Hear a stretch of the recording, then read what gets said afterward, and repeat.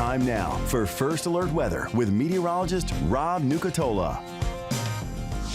All right, we start on the 24-hour temperature cast. Got another warm start today. Going to have another warm finish.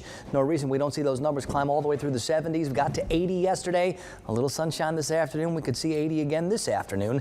I think overnight tonight we'll keep it in the 60s. Some spots will fall into the 50s, but the clouds are actually going to get thicker as we go into tonight. And we'll start talking about some shower chances, maybe some steady rain early tomorrow morning. This morning we've got the fog. Now the dense fog advisory is for our Florida counties only. Doesn't mean we can't get some areas where the fog is thick in South Georgia. Just means the South Georgia counties are not in the advisory. It's 63 degrees for Tallahassee and for Thomasville, where there's a little breeze trying. We're at 65 in Valdosta. We'll check on those visibility numbers. Going to find lots below 1 mile.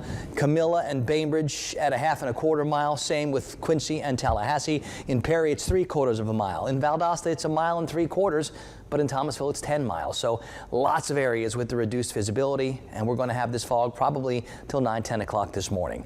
I see some 50s to the north. Dothan and Blakely at 59, Camilla at 57, Homerville at 56. The rest of us are in the 60s. It's warm again. It's muggy again. We are on the south side of this boundary that is really the dividing line between all this warm and humid and much colder air that's in the north. And where that boundary is, boy, has it been a messy and sloppy wintry setup. Now, this finally gets dislodged and gets moving east today, and it brings that boundary through our area early tomorrow. That's where the rain comes from. Now, the core of the cold is going to stay to the north. We're not going to take a big step into the deep freeze, but I do think we're going to get back to more seasonable levels for Saturday.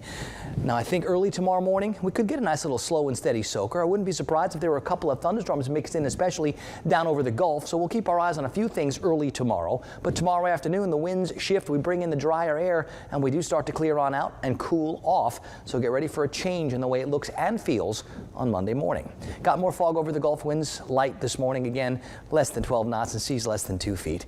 Most of us are in the 60s, got some 50s. We'll call it warm and muggy. This afternoon, I think it's going to be a lot of middle and upper 70s, but if a few spots get a little sunshine, 80 is absolutely in play.